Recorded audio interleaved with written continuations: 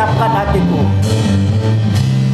Ku siapkan hatiku, Tuhan, ku dengar firman-Mu.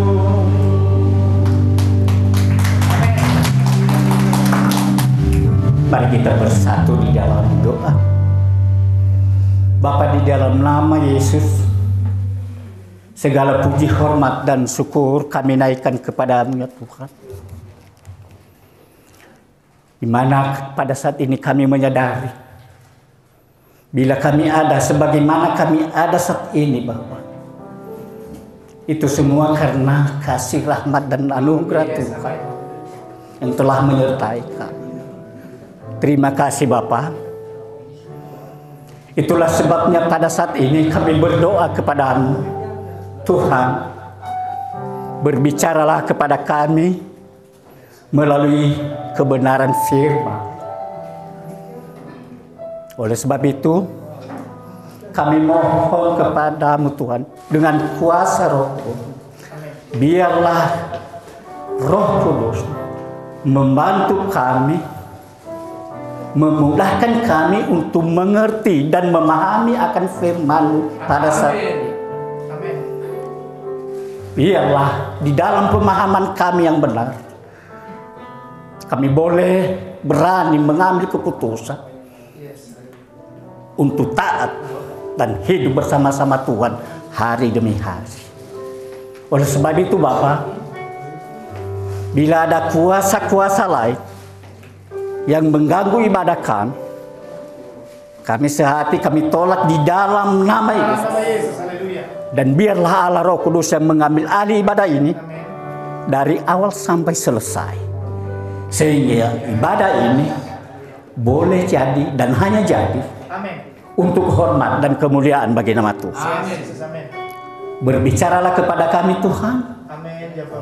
Kami telah siap mendengarkannya. Di dalam nama Yesus kami berdoa dan bersyukur. Amin. Baik, Ibu Bapak yang kekasih, mungkin banyak yang sudah ketemu dengan saya di Tanjung Priok. Ya. Sebenarnya saya udah deg-degan ini, kenapa saya disuruh menyampaikan firman Tuhan ini. Aduh. Tapi namanya juga ya kita semua pelayan Tuhan ya. Walaupun saya bukan apa-apa, hanya jemaat biasa saja. Tapi kita semua adalah pelayan-pelayan. Nah, perkenalkan, nama saya adalah Susaya, sama dengan nama ini om saya. Saya dari Nias, Tulen, ya. Nama saya Famaewan Duru. Duru itu marganya saya. Tapi hati-hati, walaupun marga bahaya loh. Duru itu artinya adalah apa namanya? Gempa. Nah, bisa saja kalau bisa disuruh goncang. Itu marga saya. Istri masih satu sih. Ada juga di sini di antara kita. Anak tadinya 2, tinggal 1. Cucu asli saya 2. Tapi cucu yang lainnya banyak. Itulah pengenalan saya kepada Ibu Bapak yang kekasih. Nah,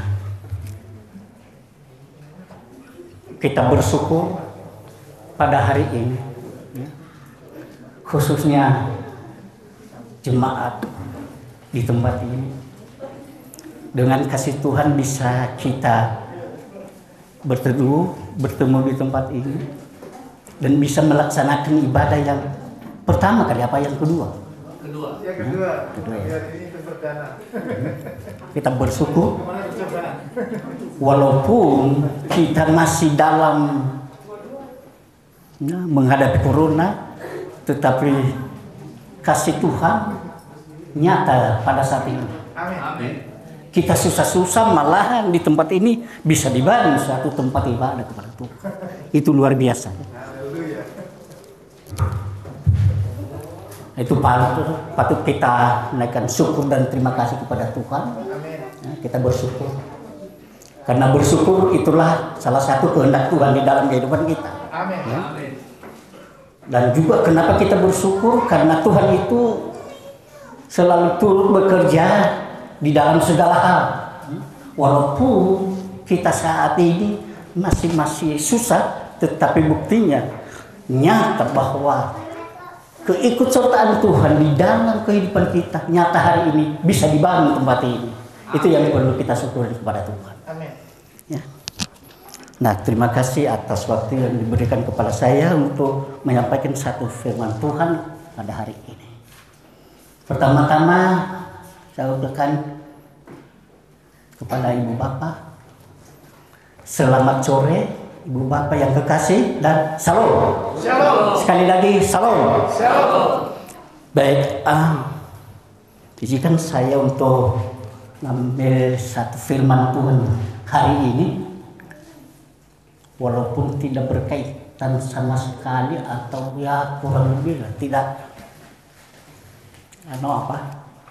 sejalan dengan apa yang kita dapat merayakan hari ini. Sebenarnya ucapan syukur atas. Namun semuanya firman Tuhan sama saja ya. Karena persiapan juga belum, ya sekedarnya saja. Ya, baik. Jadi izinkan saya untuk mengajak ibu bapak saudara buka dari Matius 5. Ini ayat firman Tuhan, semua kita tahu. Tanpa dikasih tahu, kita lihat buku udah hafal itu. Matius 5, khususnya ayat 13 dan 14. Yaitu mengenai persoalan garam dan terang dunia.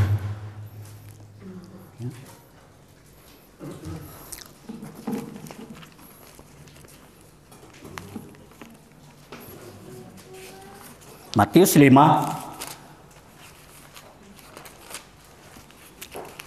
khusus ayatnya yang 13 dan 14.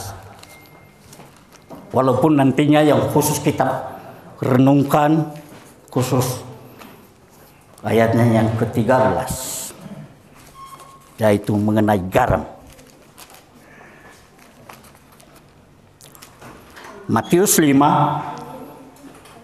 ayatnya yang ke-13 dan 14, yaitu mengenai persoalan garam dunia dan terang dunia. Nah, ini judulnya itu adalah ditunjukkan kepada kita. Yesus pada pertama-tama kalinya mengeluarkan ini pengajaran kepada murid-muridnya dan seluruh pendengar. Dia berikan suatu ya, identitas kepada kita.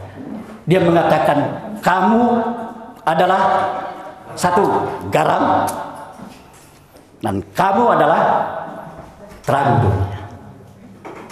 Itu pertama-tama kali waktu Yesus datang ke dunia mengajar. Salah satunya pengajaran yang keluarkan adalah ini. Diberikan suatu identitas kepada kita, yaitu kamu adalah garam dan kamu adalah terang dunia. Jadi pada hari ini seluruh kita, seluruh jemaat GJKI yang berada di tempat ini, Tuhan memberikan identitas kepada kita semua, kepada ibu bapak sekalian, seluruh jemaat di sini adalah kamu harus menjadi garam dan menjadi terang dunia. Nah, sebelum kita lanjut merenungkan dan belajar kita sama-sama, nah ini, pertama-tama kita bertanya, kok Tuhan Yesus kita dilambangkan atau memberikan identitas kepada kita sebagai garam dunia? Kita bertanya, apa sih hebatnya? Apa sih luar biasanya? Apa kemegahannya suatu identitas kita adalah garam? Garam tentu, waduh, kalau kita tanya ibu-ibu mah udah jago tahu tuh garam. Sehebat apakah garam itu? Semewah apa sih garam itu sehingga Tuhan memberikan identitas kepada kita adalah kamu adalah garam dunia. Kamu adalah terang dunia. Ini yang sebelum kita lanjut merenungkannya ya. Itulah dasarnya kita bertanya, kenapa sih? Luar biasanya garam itu apa? Jawabannya hanya satu sebenarnya. Kalau ada udah jawabannya nanti udah selesai khotbahnya. Jawabannya hanya satu. Tuhan tidak menghendaki kita mewah-mewah. Tuhan tidak menghendaki kita megah. Tuhan juga kita dia nggak menghendaki kita kaya baru bisa jadi garam. Tidak. Tapi intinya adalah kita tahu bahwa fungsi dan manfaat daripada garam itu adalah apa kira-kira? Memberi rasa. Memberi rasa, mengasih banyak macam lah, mengawetkan dan segala.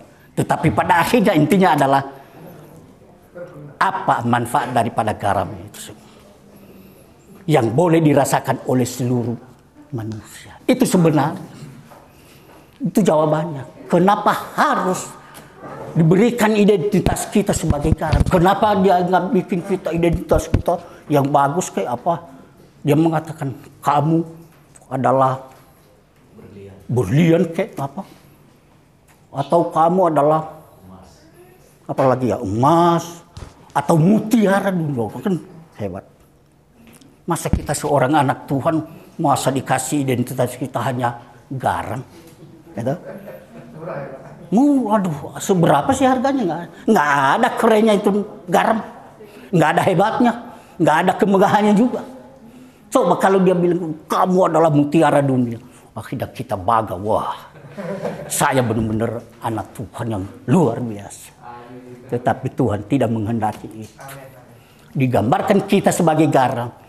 Jangan tunggu dulu kamu mewah, jangan tunggu dulu kamu kaya. Mulai saat ini kamu harus jadi garam.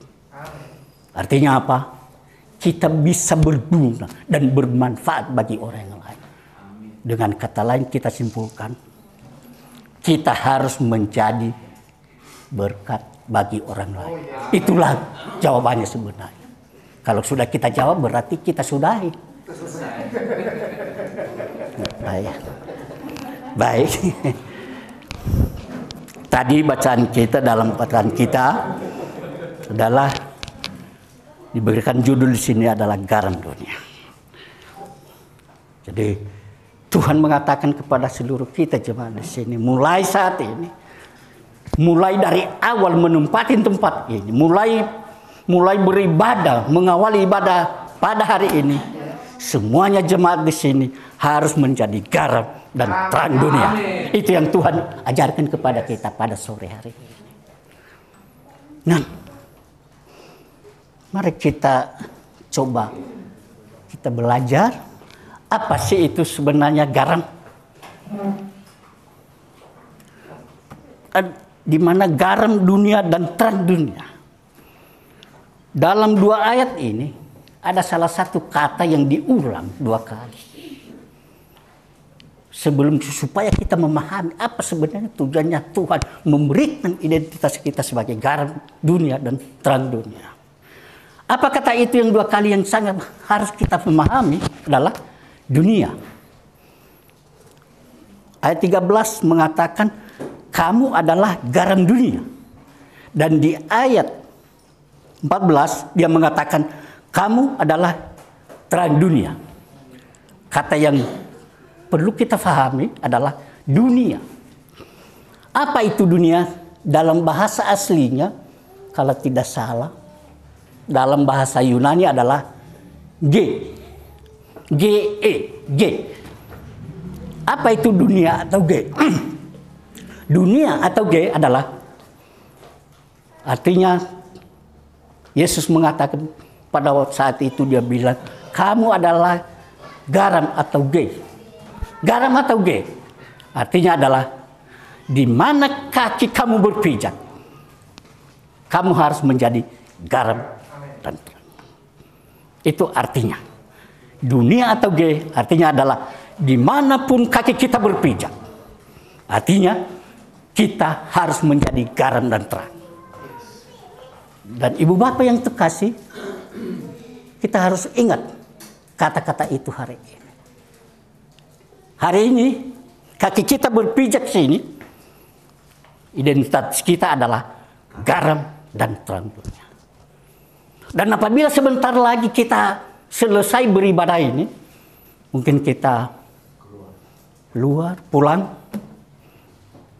dengan keluarga atau teman-teman kita, lalu di tengah jalan kita minum kopi di warung kopi, dan di mana warung itu tempat kaki kita berpijak, harusnya kita menjadi garam dan terang. Lalu kemudian habis kita ngopi-ngopi, kita pulang ke rumah. Nah, disitulah dunianya kita.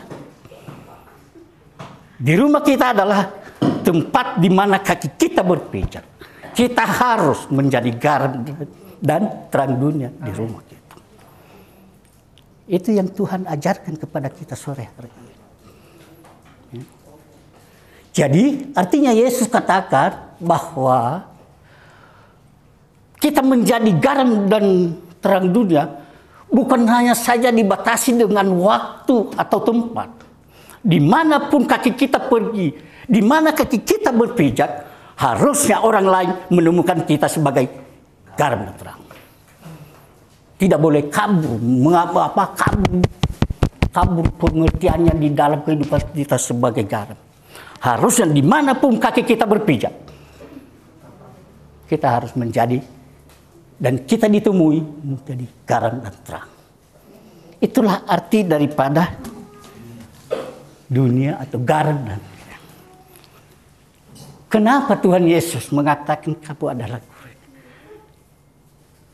Itulah pemberian daripada Tuhan. Dia mulia. Dan sebenarnya sejak manusia diciptakan, sebenarnya Tuhan telah memberikan identitas kepada kita. Dia mengatakan, kamu adalah serupa dengan aku, kata Tuhan. Kamu adalah serupa dan segambar dengan kami, itu kata Tuhan. Sejak dahulu, sejak diciptakan manusia. Sebenarnya itu sudah dikasih kita. Tetapi kemudian apa yang kita lihat? Dosa masuk. Dosa masuk, akhirnya apa? Terjadi pengaburan atau terjadi kacau balau identitas kita yang telah diberikan Tuhan. Terjadi kekacauan identitas kita oleh karena dosa. Dengan kata lain, oleh karena dosa masuk di dunia, akhirnya identitas kita mengalami kekacauan. Dan kemudian Yesus datang ke dunia. Pertama-tama dia keluarkan ini pengajaran kepada murid-muridnya dan seluruh yang mendengarkan pasal itu. Diberikan, dia mengatakan, hari ini saya memberikan identitas kepadamu. Identitas apa? Adalah garam dunia dan terang dunia. Jadi artinya apa? Tuhan Yesus menginginkan kita, dimanapun kaki kita pergi, dimanapun kaki kita berpijak, seharusnya orang lain menemukan kita jago dia.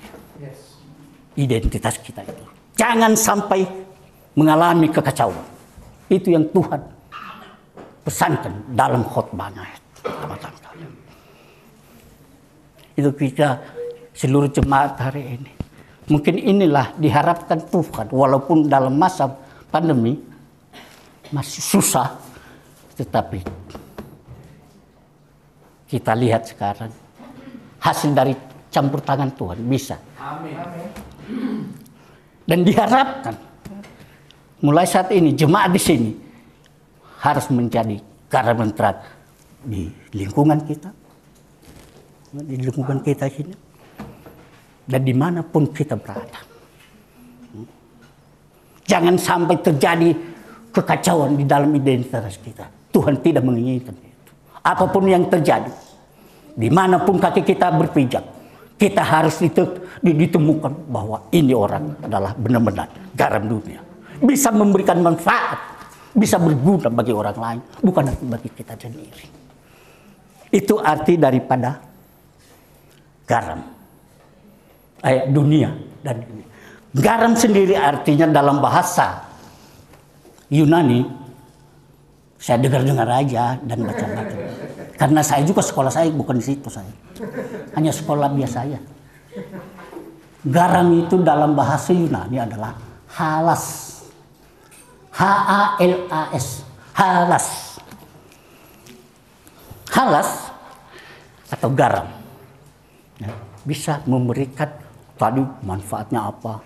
Bisa mengawetkan, bisa mengasinkan, memberi rasa lah pada makanan. Kita juga Tuhan menghendaki begitu, supaya kita bisa memberi rasa kepada siapapun.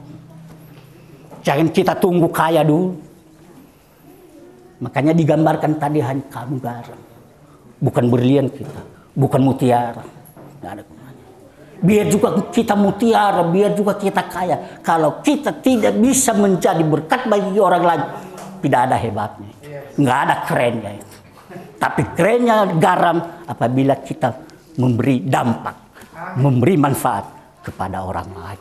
Itu intinya sebenarnya. Baik, kita teruskan. Garam atau halas adalah artinya apa? Tadi saya sudah katakan ya, apa? Harus memberi manfaat bagi orang lain. Tidak boleh kacau, mengalami kekacauan identitas itu. Jangan sampai, kata Tuhan. Harus ditemukan kita dimanapun kita berada. Harus bisa kita memberikan manfaat kepada orang lain. Itu pertama-tama dan seterusnya.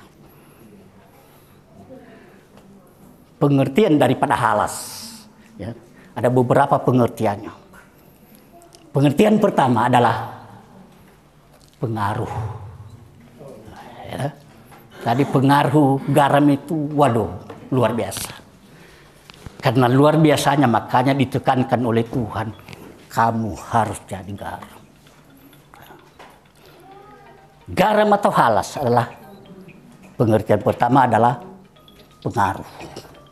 Dimanapun kita berada, dimanapun kaki kita berpijak, kita harus berani mengeluarkan atau melepaskan pengaruh kepada orang lain.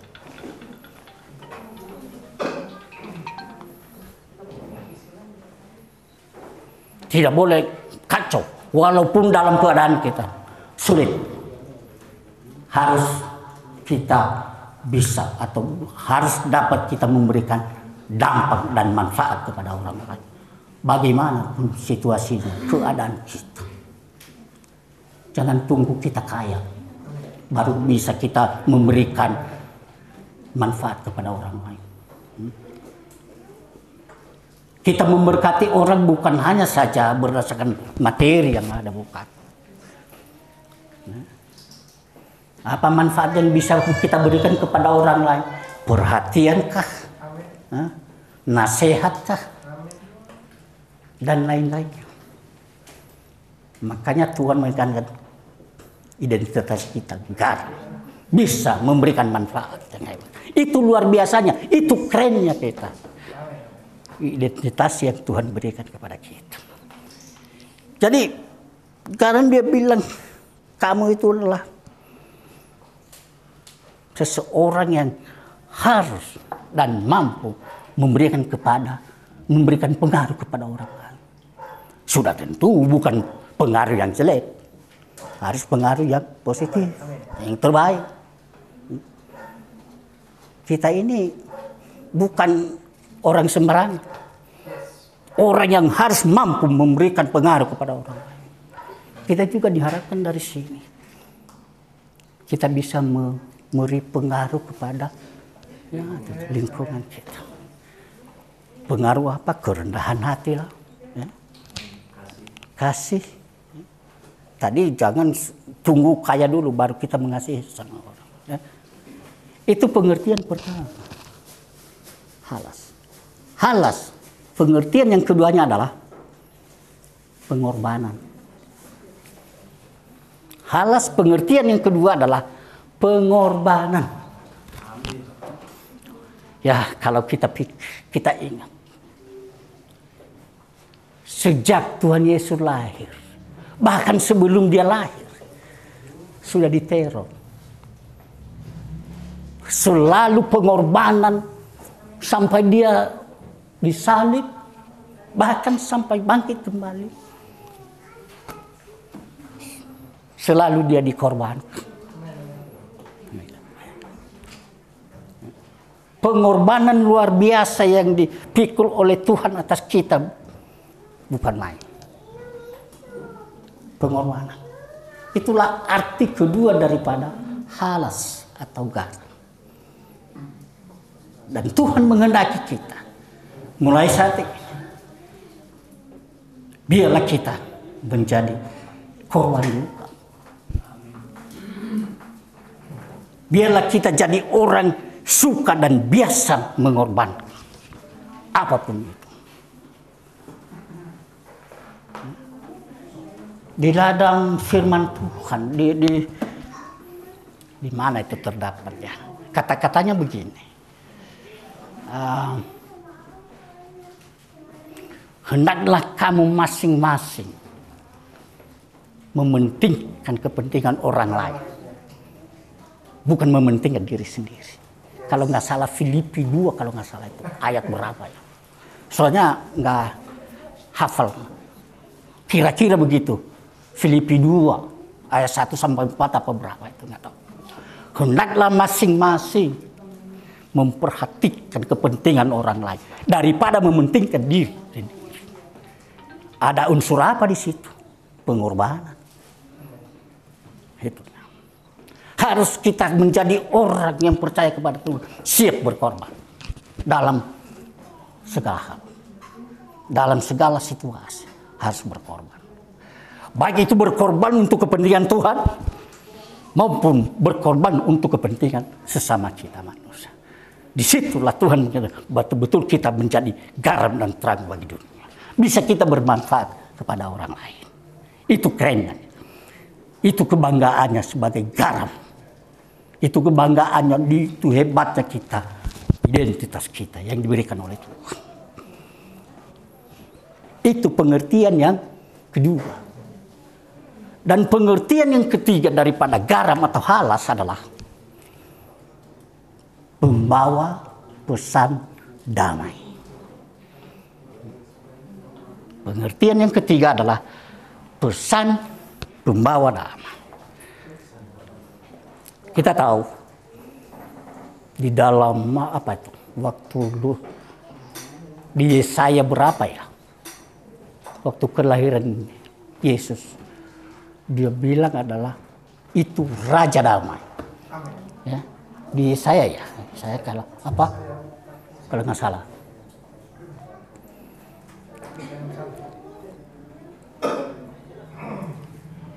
Raja Damai. Jangan-jangan kita di tempat gereja kita beribadah, jangan-jangan kita sampai menjadi biang kerok. Sering kita dapati ya. Kalau kita di sini nggak ada.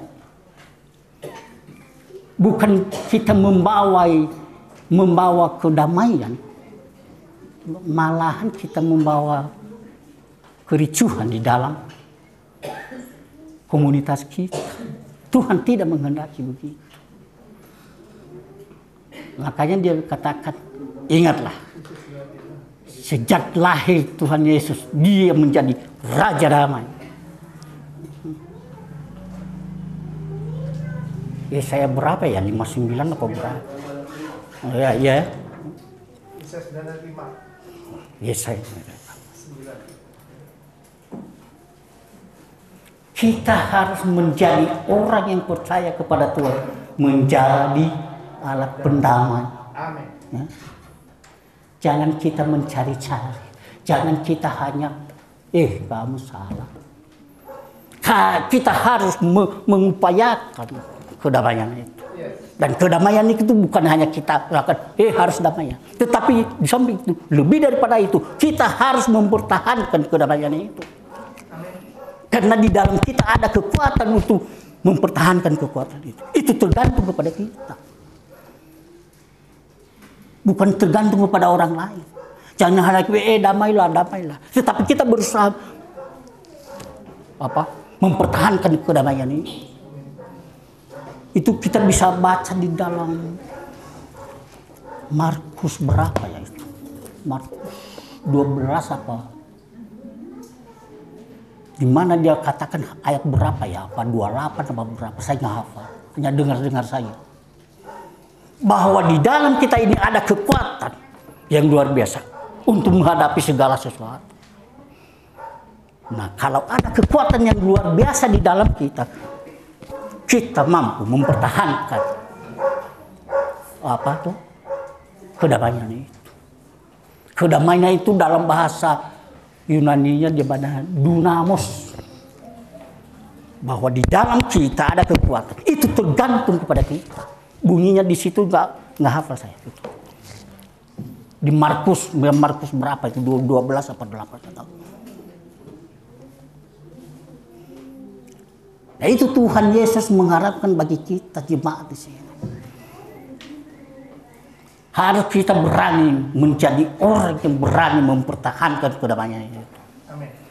Apapun keadaannya.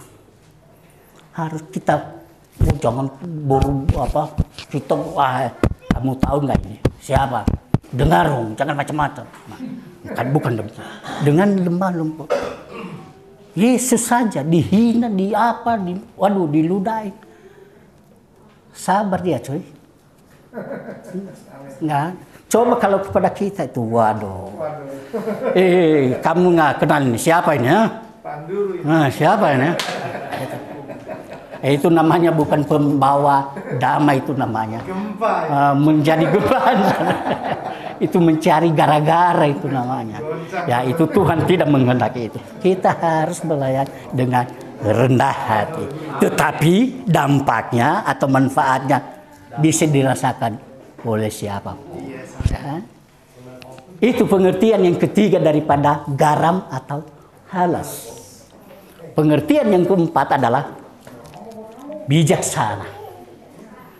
Halas atau garam. Pengertian yang keempat adalah apa? Bijaksana. Apa nggak luar biasa? Kalau ada orang yang mengatakan, waduh, Bapak ini sungguh bijaksana. Apa kita enggak? Itu yang Tuhan kehendaki. Kita ini bukan orang sembarangan. Bukan orang bicara sembarangan. Bukan mengambil keputusan sembarangan, bukan bicara sembarangan. Orang luar biasa kita, penuh dengan bijaksana. Amin. Itu yang Tuhan kehendaki. Bukan semata-mata langsung salah itu, jangan macam-macam. Nggak boleh begitu. Tunjuk sana, nggak boleh.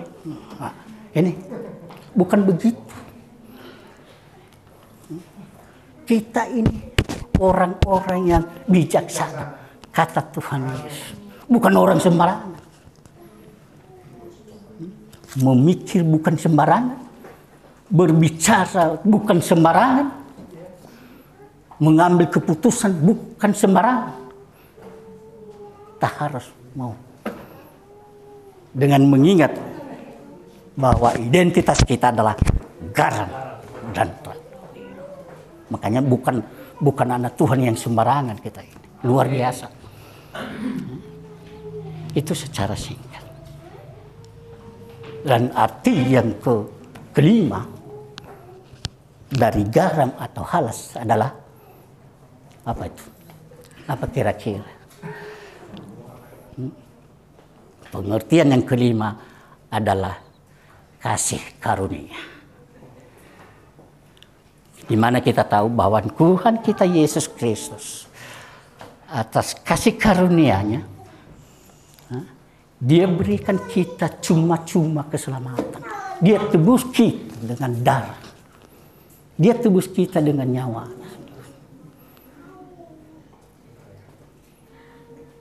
Dia adalah kasih karunia bagi kita. Dia memberikan keselamatan dengan cuma-cuma, tanpa membayar. Tanpa kita bayar apa-apa. Tanpa kita, Tuhan aduh selamatkan saya. Dia sudah mengambil alih inisiatif dulu. Dikasih kita keselamatan dengan cuma-cuma. Nah, kita juga harus demikian. Apa yang kita peroleh dari Tuhan. Kasih karunia Tuhan kepada kita dengan cuma-cuma. Kita juga harus memberikan kepada orang lain dengan cuma-cuma. Tanpa bayar. Apakah tidak luar biasa itu identitas kita? Kita sebagai kasih karunia kepada orang lain. Dimanapun kita berada, kita harus menjadi kasih karunia kepada orang lain. Kadang-kala kita, ya kalau bisa kita mengorbankan orang itu supaya kita yang beruntung. Seharusnya dimanapun kaki kita berpijak, kita harus menjadi kasih karunia. Di mana kita berada, menjadi kita sebagai orang-orang sekeliling kita yang melihat kita merasa beruntung. Karena kita tidak meminta balasan apa yang kita lakukan kepada mereka. Mereka merasa beruntung. Waduh, ibu ini, bapak ini, di tetangga kita, waduh, sungguh-sungguh beruntung. Apapun dikasih sama kita, dikasih dengan cuma-cuma. Sama dengan Tuhan kita, Yesus. Kalau kita pikir, waduh, masa kita dikasih identitas, kasih karunia. Padahal kalau kita pikir, kita ini siapa? Orang yang berdosa ini. Kok bisa-bisa Tuhan memberikan kasih karunia yang begitu luar biasa? Itulah luar biasanya Tuhan kita. Seberapapun dosa kita, Dia tidak memberitahu. Kita juga demikian. Diharapkan oleh Tuhan Yesus, kita jemaat di tempat ini, harusnya ditemukan kita menjadi kasih karunia bagi orang lain. Amin. Jadi kira-kira itulah pengertian daripada garam dunia. Dimanapun kaki kita berjalan dan dimanapun kaki kita berpijak, tidak boleh kita mengalami kekacauan di dalam identitas kita. Amin. Yes. Kita harus mempertahankan fungsi kita apa? Mengasingkanlah, memberi rasalah, memberi pengaruh, rela berkorban. Kita pendamai, bukan mencari keributan. Kita harus orang bijaksana. Jangan sembarangan. Dan kemudian kita sebagai kasih karunia. Itu yang Tuhan ajarkan kita pada sore hari. Dimanapun kita berada. Dalam situasi apapun. Jangan sampai identitas kita mengalami kekacauan. Dengan demikian kita harus memohon pertolongan Tuhan. Kalau hanya kekuatan kita tidak mungkin. Maka kita jangan, waduh, baru saya menjadi kasih karunia kepada orang lain. Kalau Tuhan berkati saya dulu lah, baru saya bisa memberkati orang lain. Itu salah sebenarnya. Memang Tuhan tidak salah, Dia berkati kita. Tuhan senang memberkati kita. Hanya kita ini kita tidak bisa mengambil berkat yang sudah disediakan oleh Tuhan itu. Karena kita memaksa kehendak kita sendiri. Padahal Dia bilang, apa saja yang kamu minta dalam namaku, aku memberikan. Tetapi kita setiap saat merengek-rengek kita. Tolong Tuhan berkati saya. Sembuhkan saya Tuhan. Itu merengek-rengek kita. Lepaskan saya dari kesusahan saya, masalah saya, penyakit saya, Tuhan tolong sembuhkan saya, Tuhan. Kita berteriak-teriak begitu. Tetapi apakah kita saat ini merenungkan, apakah kita selalu berteriak kepada Tuhan, berkatilah saya Tuhan dengan firman-Mu agar supaya saya betul-betul menjadi garam dan terang dunia. Biarlah firman Tuhan yang singkat ini boleh memberkati kita. Tuhan memberkati kita. Amin. Mari kita bangkit berdiri. Mari kita angkat satu pujian. Tahu nggak lagunya apa namanya? Hidup ini adalah sementara. Banyak yang tahu ya. Maka hidup ini hanya adalah kesempatan. hidup ini.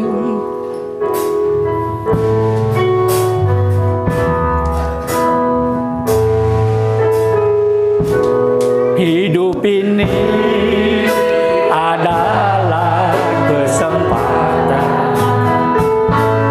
Hidup ini untuk melayani Tuhan.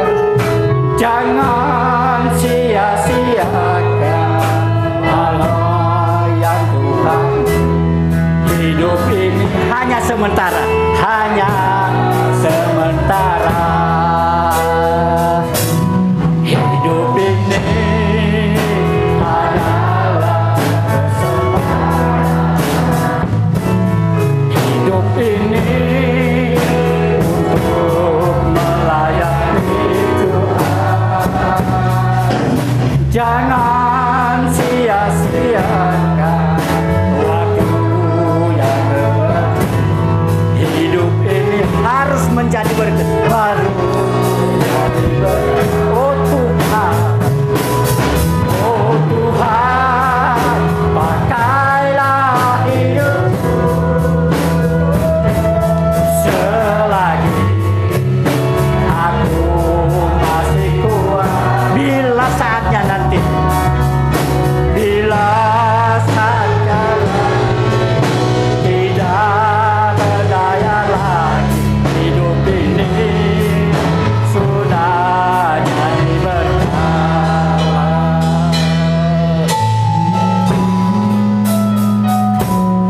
Hidup ini adalah kesempatan. Hidup ini untuk melayani Tuhan. Jangan sia-siakan waktu yang kau hargai. Hidup ini harus menjadi berkat. Oh Tuhan, oh Tuhan, pakailah hidupku selagi aku masih kuat. Bila saatnya nanti ku tak berdaya lagi, sudah jadi berkat. Oh Tuhan, pakailah hidupku selagi aku jadi berkat. Dia saatnya nanti ku tak berdaya lagi, hidup ini sudah. Bila saatnya nanti, bila saatnya lagi ku tak berdaya lagi, hidup ini jadi tuna berkat.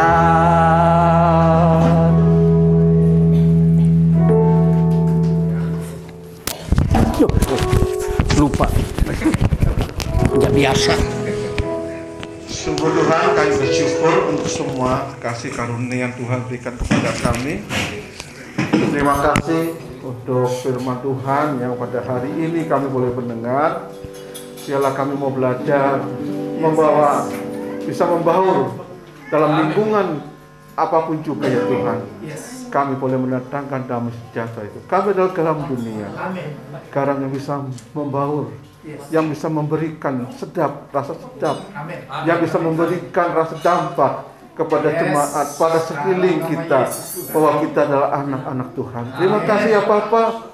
Berkati hamba-Mu Pak Duru yang sudah menyampaikan firman Tuhan pada pagi hari, pada sore hari ini. Kami percaya Tuhan, pakai lebih hari lebih heran. Biar nama Tuhan boleh dipermuliakan dimanapun hamba-Mu ini berada. Baik di pelayanan di GSI, hamba serah dalam tangan kuasa-Mu.